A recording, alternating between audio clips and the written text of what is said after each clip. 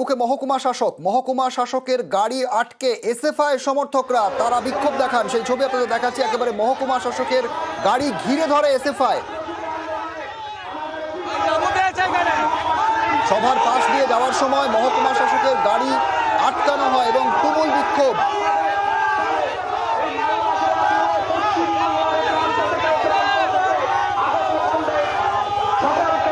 মালদার post office মোড়ে সেখানে উত্তেজনা, মহকুমা শাসকের গাড়ি ঘিরে বিক্ষোভ এসএফআই এর। সেবক রয়েছে সরাসরি, সেবকের থেকে জানবো। সেবক, মালদার পোস্ট অফিস মোড় সেখানে একেবারে মহকুমা শাসকের গাড়ি ঘিরে ধরে বিক্ষোভ, কি বক্তব্য এসএফআই এর?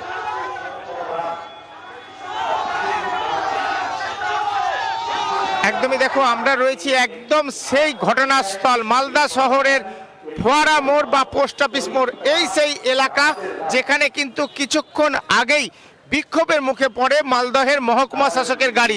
প্রথমেই দেখাবো, এই আমার ঠিক বাঁ পাশে, ক্যামেরার বাঁ পাশে এসএফআই এর সভাস্থল, যেখানে এসএফআই এর প্রকাশ্য সমাবেশ চলছে। সেখানে মোহাম্মদ সেলিম, সুজন চক্রবর্তী সহ শীর্ষ নেতারা আছেন, এসএফআই এর নেতারা আছেন। এই সমাবেশ হচ্ছে রাস্তার উপরেই মঞ্চ গড়ে। আর এই আমার ডান পাশের যে অংশ দেখছো, এইখানে এখন পুলিশের ব্যারিকেড রয়েছে। এই রাস্তা মালদা শহরের পোস্ট অফিস মোড়। মালদা শহরের এই পোস্ট অফিস মোড়ে এই রাস্তা দিয়ে মহকুমা শাসকের গাড়ি এগিয়ে আসছিল। সেই গাড়ি আটকান এসএফআই এর কর্মী সমর্থকরা।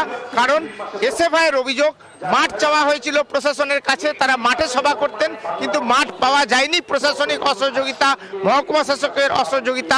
আর এই অবস্থায় তাদের মিছিল যখন সভাস্থলের কাছে আসে, তখনই মহকুমা শাসক এই পথ দিয়েই যাচ্ছিলেন এবং তাতে করে মিছিলে বাধা সৃষ্টি হয়, এমনটা দাবি এসএফআই এর। আর তারপরেই এসডিও অর্থাৎ মহকুমা শাসকের গাড়ি ঘিরে ফেলা হয়।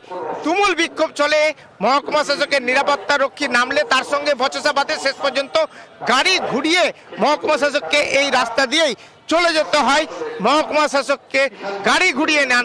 কার্যত বিক্ষোভের মধ্যে গাড়ি পিছু হটতে দেখি আমরা, তারপরে গাড়ি ঘুরিয়ে তিনি চলে যান এবং সব মিলিয়ে এই ঘটনাস্থলে কিন্তু উত্তেজনা ছড়ায়।